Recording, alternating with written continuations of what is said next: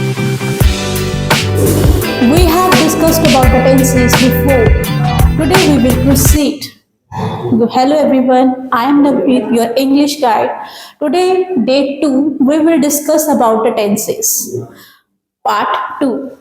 हमने डे 1 में किया था टेंसेस, टेंसेस होता क्या है। आज हम डे 2 है हमारा, तो डे 2 में हम करेंगे प्रेजेंट इंडेफिनिट टेंस। जैसे हमने डे 1 में पढ़ा था कि टेंसेस जो है वो होते क्या है। ठीक है, टेंसेस क्या होते हैं, टेंसेस की कितनी टाइप्स है, कितनी काइंड्स है, ये कितनी कैटेगरीज है। तो उन्हीं में से हम फर्स्ट कैटेगरी आज स्टार्ट करेंगे डे 2 में। तो डे 2 में हम स्टार्ट करेंगे the first category of the present tense, that is present indefinite tense. जैसे कि आप जानते हैं कि टेंसेस की 3 काइंड्स हैं, that is present, past and future, वर्तमान, भूतकाल और भविष्यकाल। तो इन टेंसेस के जो काइंड्स है वो थोड़ा हम हर वीडियो में हर आराम से पढ़ेंगे। तो इनकी सब कैटेगरीज है जिन्हें हम हर टेंस को 4 कैटेगरीज में डिवाइड किया गया है। तो हम उन्हें थॉरली 1 बाय 1 पढ़ेंगे। आज हम पढ़ेंगे present indefinite tense. Present indefinite tense क्या होता है? प्रेजेंट इंडेफिनिट टेंस को हम सिंपल प्रेजेंट टेंस भी कहा जाता है। इसको सिंपल प्रेजेंट टेंस भी कहा जाता है। इसकी क्या पहचान है? हम कोई भी सेंटेंस है उसको किस तरह से रिकॉग्नाइज करेंगे कि वो सिंपल प्रेजेंट टेंस है या फिर प्रेजेंट इंडेफिनिट टेंस है। तो वहां पे क्या आएगा, किसी सेंटेंस पे ता है, ती है, ते है आदि। मतलब अगर किसी सेंटेंस में हम ये वाले सेंटेंसेस यूज करते हैं, मैं पढ़ता हूँ, मैं पढ़ती हूँ, वह खेलता है, बच्चे खेलते हैं, बच्चे तैरते हैं, बारिश होती है, ऐसे वाले सेंटेंस जिसके पीछे ता है, ती है, मतलब जो कोई क्रिया हो रही है, जो हमारी वर्ब, कोई एक्शन वर्ड है, कोई क्रिया हो रही है, अगर उस क्रिया के साथ ता है, ती है, ते है, तो है आदि ऐसे वर्ड्स ऐड हो जाए तो हम उन्हें बोलते हैं प्रेजेंट इंडेफिनिट टेंस और सिंपल प्रेजेंट टेंस और प्रेजेंट सिंपल टेंस। तो जैसे कि हमने कोई भी सेंटेंस था उसको शुरू करने के लिए हम क्या लिखते थे?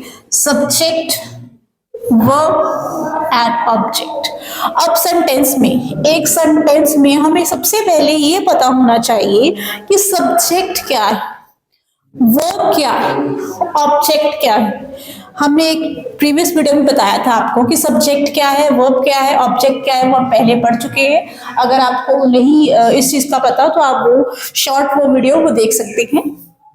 तो इसमें देखो, वह मंदिर जाता है, ऐसे वाले सेंटेंसेस को हम कैसे रिकॉग्नाइज करेंगे? That is the present indefinite. तो इसमें वह क्या है? सब्जेक्ट है, इसमें सब्जेक्ट आ गया वह। अब क्रिया क्या हो रही है? क्रिया हो रही है जाता है, जाने की क्रिया हो रही है, दैट इज वर्ब। ये सब्जेक्ट आ गया और ये वर्ब आ गया। ठीक है, अब जो रेस्ट ऑफ द सेंटेंस है वो हमारा क्या आ गया? Object. Rest of the sentence हमारा आ गया ऑब्जेक्ट। तो इजीली हम इसमें फॉर्म कर सकते हैं सब्जेक्ट, वर्ब प्लस ऑब्जेक्ट। तो सब्जेक्ट पहले वह की इंग्लिश क्या होगी? ही। अब जाता है लड़का ही होगा ऑब्वियसली, तो हम वहां पे यूज करेंगे ही। अब देखो, जाने की इंग्लिश क्या होती है? गो। तो गो जो है वो सिंगुलर है, गो जो है उसके साथ ही जो है वो सिंगुलर है, तो हम ही के साथ क्या यूज करेंगे? एस, एस या ईएस का प्रयोग करेंगे। तो गो के साथ हमने यूज किया गोस। तो रेस्ट कहाँ जा रहा है? To the temple. वह मंदिर जाता है, वह मंदिर जाता है, तो क्या आएगा? He goes to the temple, he goes to the temple। Next, affirmative sentence हो, पॉजिटिव सेंटेंस हो कि वह मंदिर जाता है, तो हम वहां पे राइट करेंगे he goes to the temple। अब नेगेटिव सेंटेंस हो गया, वह मंदिर नहीं जाता है, तो हम वहां पे क्या राइट करेंगे? he does not go to the temple। यहाँ पे आ गया he does not go to the temple। अब यहाँ पे हमने goes क्यों यूज नहीं किया? हमने यहाँ पे गोस क्यों नहीं यूज किया, क्योंकि हमने यहाँ पे डज पहले ही लगा दिया है, इंप्लीमेंट कर दिया। यहाँ पे डज इंसर्ट कर दिया हमने यहाँ पे। तो यहाँ पे क्या आ गया, हम डज कहाँ यूज करते हैं, विद द सिंगुलर। डू किसके साथ यूज करते थे, विद द प्लूरल। वो भी एग्जाम्पल में दे देती हूँ आपको। तो यहाँ पे आ गया he does not go to the temple, that is negative sentence. तो जब भी डज आ जाएगा तो फिर आप यहाँ पे ईएस नहीं यूज करोगे। सेकेंड है इंटेरोगेटिव। क्वेश्चन वर्ड इंटेरोगेटिव क्या होते हैं, आस्क क्वेश्चंस। तो इंटेरोगेटिव में क्या आ जाएगा, सबसे पहले हम उसमें हेल्पिंग वर्ब जो है हमारी वो आ जाएगी यहाँ पे, फिर हमारी आ जाएगा सब्जेक्ट, फिर हमारा मेन वर्ब, फिर रेस्ट ऑफ द ऑब्जेक्ट। ठीक है, हेल्पिंग वर्ब, फिर हेल्पिंग वर्ब और सब्जेक्ट, मेन वर्ब, फिर rest of the object. Next ऐसे ही आ गया negative interrogative sentence. Negative interrogative sentences में आप क्या करोगे, does he not go to the temple, does he not go to the temple. आप इस सेंटेंस को ऐसे भी लिख सकते हो, doesn't he go to the temple. दोनों तरीके से आप राइट करोगे, दोनों वे से राइट करोगे, दोनों ही करेक्ट होंगे, करेक्ट फॉर्म है। चाहे आप डज नोट जो है वो सब्जेक्ट के बाद भी लिख सकते हो, आप सब्जेक्ट से पहले भी लिख सकते हो। तो अगर आप पहले लिखोगे तो डजंट हो जाएगा, तो यहाँ पे does he not.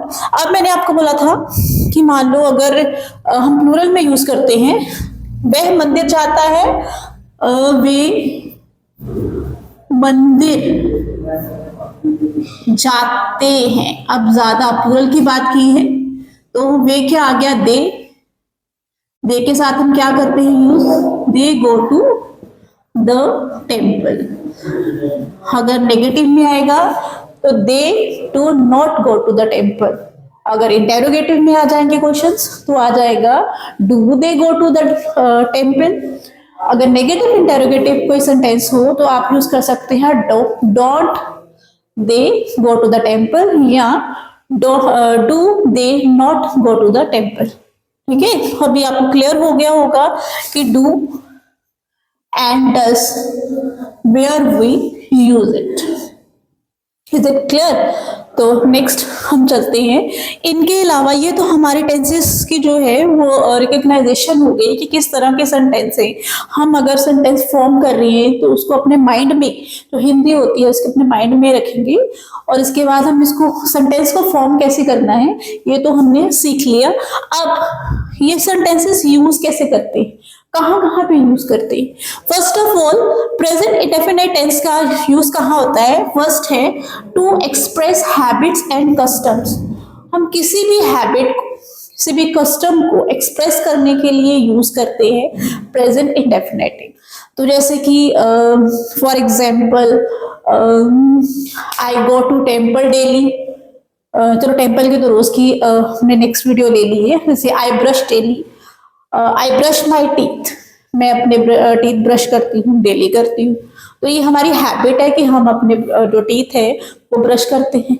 I eat food, मैं खाना खाती हूँ, मैं डेली खाती हूँ, ये हमारी हैबिट है। ठीक है, तो अगर हैबिट वाले, अगर हमने किसी चीज के हैबिट मतलब अगर हमने एक्सप्रेस करनी हो habits and custom, then we use then we recognize about, हम तब उसका जो सेंटेंस का जो रिकॉग्नाइजेशन है हमें पता चल जाएगा कि अगर हैबिट और कस्टम की बात की है तो हम इंडेफिनिट की बात कर रहे हैं। सेकंड है टू स्टेट फैक्ट्स और जनरल ट्रूथ्स या फिर यूनिवर्सल ट्रूथ। जैसे कि the earth revolves around the sun. अब देखो अर्थ जो है, पृथ्वी जो है वो सूर्य के इर्द गिर्द घूमती है। ये यूनिवर्सल ट्रूथ है, ये मिथ है और ये हम उसको चेंज नहीं कर सकते, वो घूमती है। For example the sun sets in the west. हमें पता है कि सन कहाँ सेट कर रहे हैं, वेस्ट में कर रहे हैं, करता है, ये यूनिवर्सल ट्रूथ है। ऐसे सेंटेंसेस होंगे तो आप उसको आप वहां पे इम्प्लीमेंट करोगे सिंपल प्रेजेंट टेंस और प्रेजेंट इंडेफिनिट टेंस।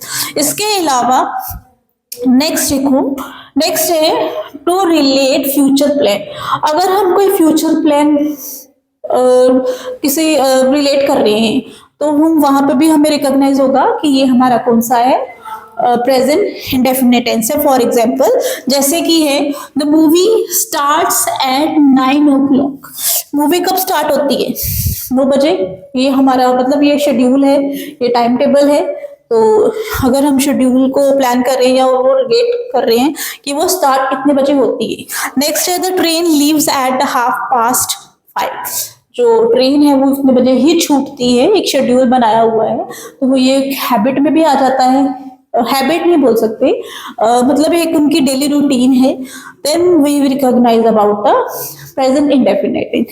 ये तो हमारी फॉर्मेशन हो गई कि हम किस तरह से फॉर्म करते हैं, और ये हमारे सेंटेंस किस तरह से अगर जो सेंटेंस फॉर्मेशन होती हैं उनको हमने रिकॉग्नाइज करनी है, तो हमने कैसे रिकॉग्नाइज करने हैं और उसको किस तरह से लिखा जाना है। To express habits and custom. Second is to state facts और general truths. Next is to relate future plan regarding program and time tables. अब इनके अलावा एक चीज और आती है, most common time expressions in present simple. Simple present tense में या प्रेजेंट सिंपल टेंस में या फिर प्रेजेंट इंडेफिनिट टेंस में अगर बहुत सारा टाइम जो है, मोस्ट कॉमन टाइम जो एक्सप्रेस किया जाए, जैसे मैं हमेशा मंदिर जाती हूँ, I always go to the temple. मतलब ये चीज मेरी हैबिट में, और मैं साथ में टाइम भी एक्सप्रेस कर रही हूँ, तो वो भी हमारे आएंगे सिंपल प्रेजेंट में। फॉर एग्जाम्पल जैसे always, never, seldom, usually, every morning, every Monday, once a week, often, etcetera. और भी बहुत सारे आते हैं, ट्वाइस अ वीक आ गया, ट्वाइस अ मंथ आ गया, वंस अ मंथ आ गया, एक्सेट्रा। ऐसे बहुत सारे और भी टाइम एक्सप्रेशंस होंगे जो सिंपल प्रेजेंट में आते हैं। जैसे कि every Monday I go to the park. हर मंडे में कहाँ जाती हूँ? पार्क में जाती हूँ। Every Sunday I go to the park. मैं हर संडे पार्क जाती हूँ। Every week I go to the park. हर वीक में पार्क में जाती हूँ। तो I always go to the market on Sundays, कि मैं हमेशा हर संडेज में क्या करती हूँ? मार्केट में जाती हूँ।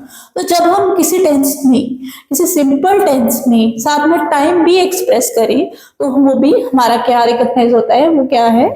तो वो हमारा सिंपल प्रेजेंट टेंस है। तो ये थे हमारे सिंपल प्रेजेंट टेंस। नेक्स्ट हम प्रोसीड करेंगे in the next video. Thank you.